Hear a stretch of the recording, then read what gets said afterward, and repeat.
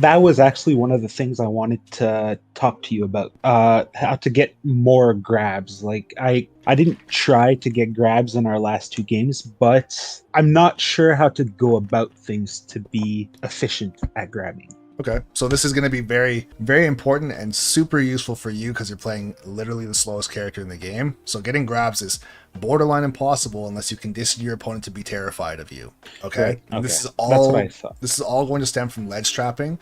If you play your character properly, I would say 85% of the time you're ledge trapping the opponent. You should Okay. never really have to chase them unless it's a matchup where they can genuinely just do whatever they want.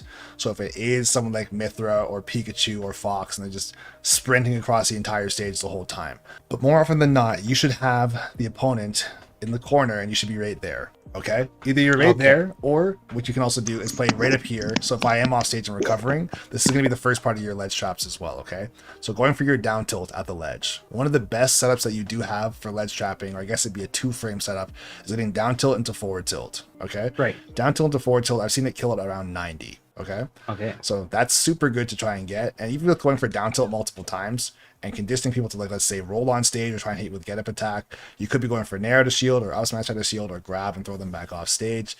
If you want to go for like the suicide kill, you could even go for up B and you kill yourself in the process, but you could do that. The other thing too is if you're going for your down tilts, if people are getting caught by getting up and hitting your shield, they're going to start rolling to get past you. So if I start That's rolling, where. so you can go for down tilt and then you can dash back and up smash, right? From here, this is, or you can go for dash back grab. Either is fine. This is where you don't want to go for side B because if you catch me with side B, I get sent this way. Okay, if I roll past you, that is. Right. So if you're like, Okay. you're there, and I go like If I this. face this way and I side be this way. Yeah. So you don't want to do that unless you have revenge already stacked and you could just straight up destroy me. If I'm at like 110 or 120 and maybe you have a single stack of revenge and it's a guaranteed no matter what my DI is I'll die, then sure. But otherwise you want to try and keep me in the corner because you're literally the slowest character in the game. If you send me across the stage and I have a reasonably fast recovery, you're probably not going to get across the entire stage faster than I can get onto the stage and now get out of a ledge trap situation. So for you, positioning is going to be king, 1,000,000%. You have to try and keep me in one particular corner and let me or make me work to get out of the corner versus just toss me across the stage. The other thing too, and we're going to get to the grabbing part in a second, as far as the rest of the ledge trapping, a couple things you could do is if someone's going to get up and let's say if I'm going to jump from ledge or if I'm going to, like, let's say let go and jump from ledge like this or jump and go for fair or whatever it might be, this is where your fair is going to come into play or your nair. Okay. A couple of things you have to take into consideration too. Your nair and your fair, as far as I know, they're not disjointed, but you are very heavy. So if you get out disjointed and I happen to hit you away, then that's one thing.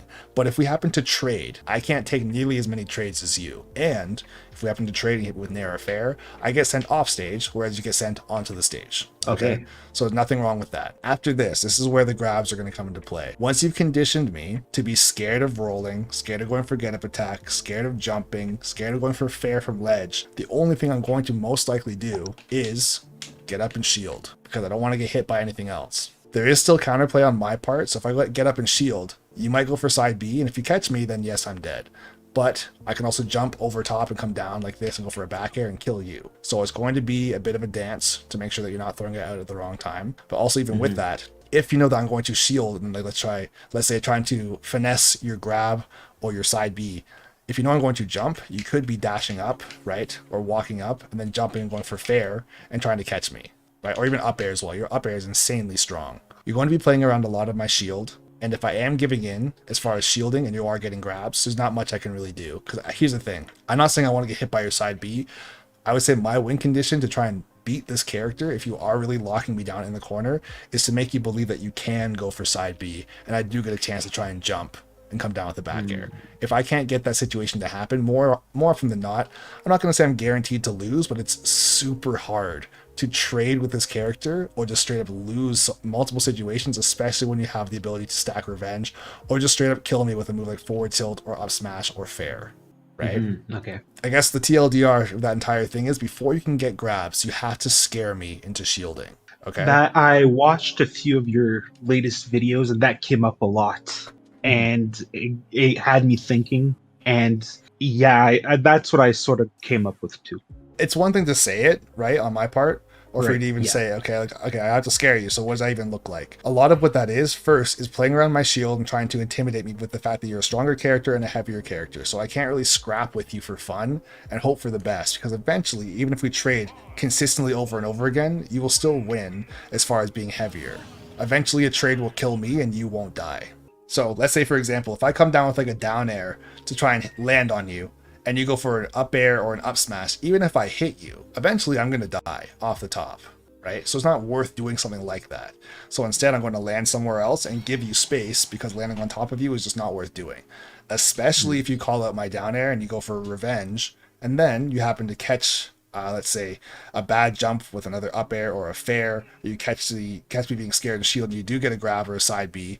It just makes things so much worse for me. Another big part of getting me to be scared is making sure that you do have revenge stacked. As soon as you have that, All right. I'm going to give you space, I'm going to run, or I'm going to try and get a grab, right? Because if I grab you, it gets rid of revenge.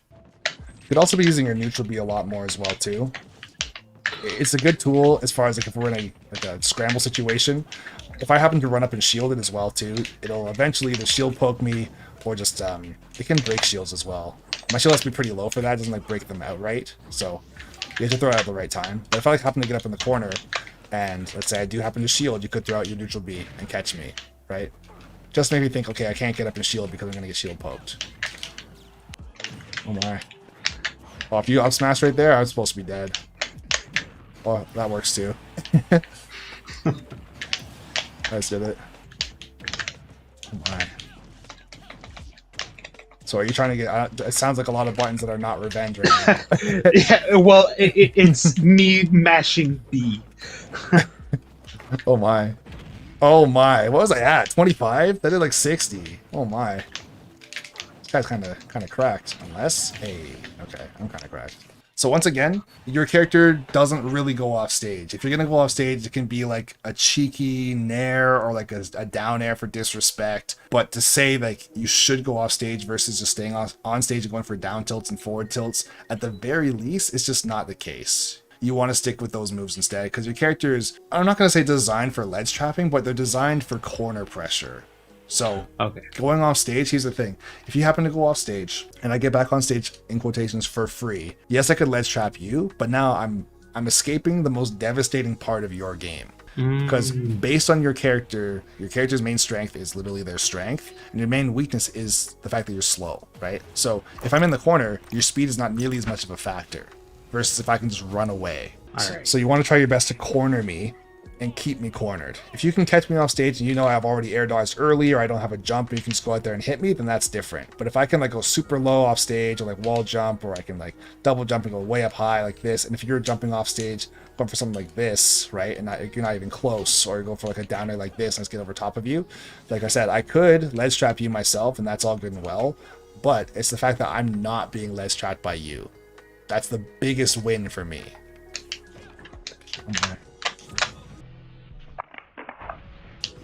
Right there, so this is where you can actually be going for a read, because you went for the down tilt, up tilt, then you could have gone for revenge. So if I come down aggressive, you would have got a free revenge there, right?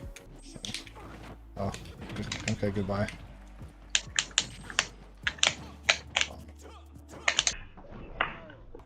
Okay, there's one. Definitely want to see a lot more of that. I've been doing a The lot. counters? Yeah, I've been doing a lot of incredibly not true combos, and they're just working out for me. I'm not saying you should spam it, but there's a lot of times when if you start getting hit by the up tilts and stuff on the platform, you should be trying to go for it, so that if I'm not perfect with my combo, you will catch me. In which case, then I have to start like delaying combos. In which case, if you don't do it, then you can just escape for free. Oh my, yeah, this is one of the worst, not worst matches, but it's very polarizing, where I can get absolutely murked if you're good with your revenges, because I just can't combo you. Oh my, got lucky.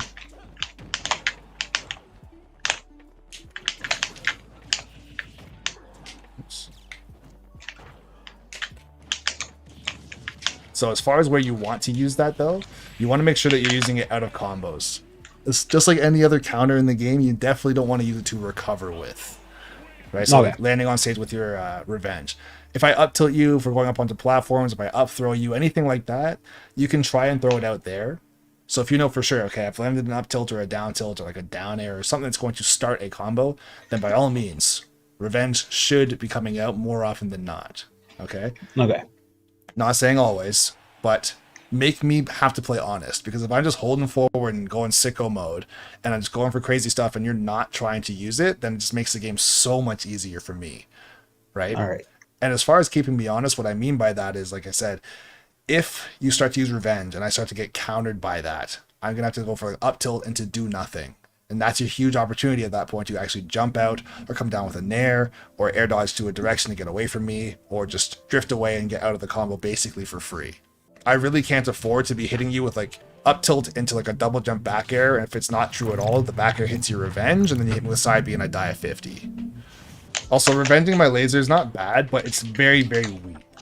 So you have to stack it like 5 or 6 times or 5 times for it to actually be even slightly useful. Oh, okay, I did nothing. Almost died. Twice? Oh my. So right there, if he just went for a forward tilt, I could have been in a horrible spot because I had no jump. In which case, he could have gone for the down air right after, or he could have gone for like nair or fair.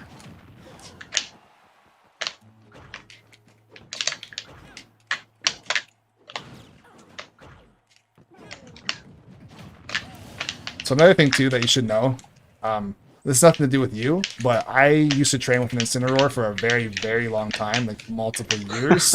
So I just understand the matchup so well. And if it feels like, oh, he's giving me all this advice on revenge and it literally doesn't work, it's like, well, it's not really fair because I just know. I've played with him so much, and he's actually still finesses me with it a lot. It's very hard.